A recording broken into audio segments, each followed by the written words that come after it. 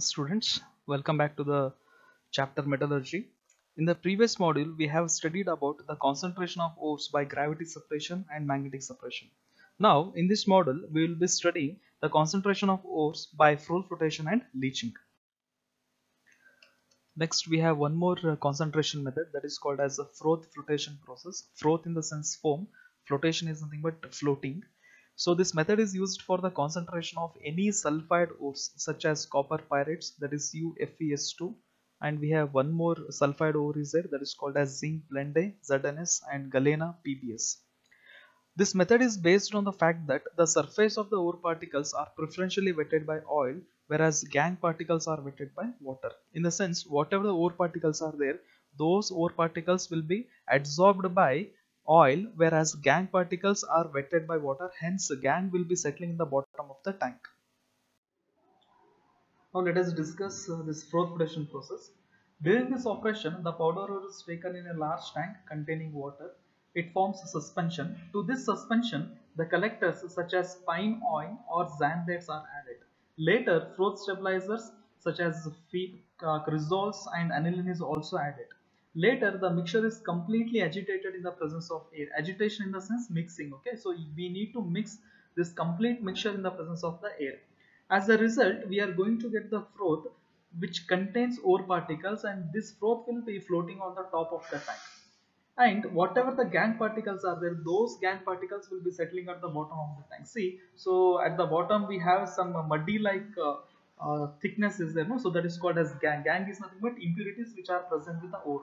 Whatever the impurities which are present with the ore, those impurities are settling at the bottom of the tank, and whereas the ore particles which are adsorbed by the froth, which will be floating at the top of the tank. Later the froth is taken and sent for further process.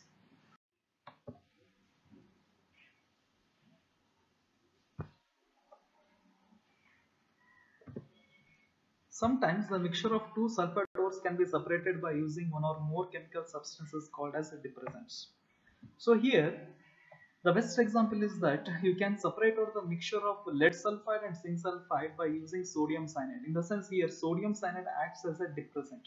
See, the name itself indicates that is a depressant, in the sense it is going to depress or it is going to suppress one of the froth forming agent.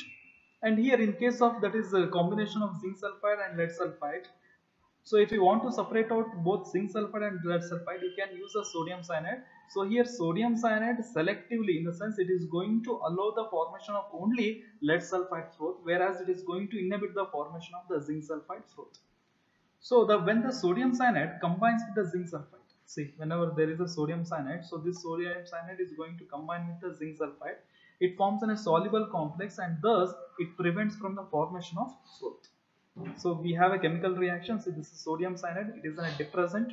So when it combines with a zinc sulfide, in the sense it is going to suppress the zinc sulfide. In the sense it is going to avoid the formation of the zinc sulfide froth. So rather than formation of froth, it is going to form a complex, that is sodium tetracyanozincate, which is a soluble in nature. So this is the last method of concentration of ore. The name is leaching. This method is based on the principle that ore is completely soluble in the suitable solvent while impurities remain insoluble.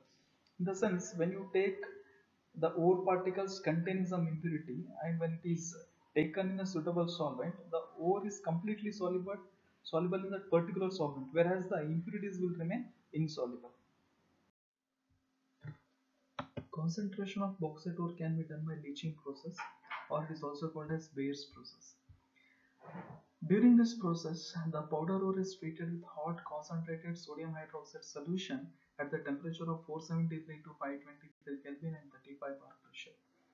So, what happens in the first step, in the sense, this is the powder ore, that is powder bauxite ore. This powder bauxite ore is treated with hot concentrated sodium hydroxide solution at the temperature of 473 to 523 Kelvin, and we are going to get the solution of sodium aluminate. So this is the product we are going to get, solution of sodium aluminate.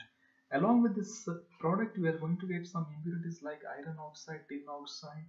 Okay, so we need to separate those impurities. In order to separate the impurities from sodium aluminate, so we have to filter the solution. Once the solution is filtered, or once the sodium aluminate is separated, the sodium aluminate is to be taken in the second step. In the second step, the solution of sodium aluminate is neutralized by carbon dioxide gas. So this is the carbon dioxide gas. We need to neutralize the sodium aluminate with the carbon dioxide gas.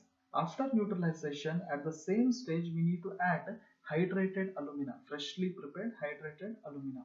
So that freshly prepared hydrated alumina induces the precipitation action, in the sense that it acts as a seeding agent.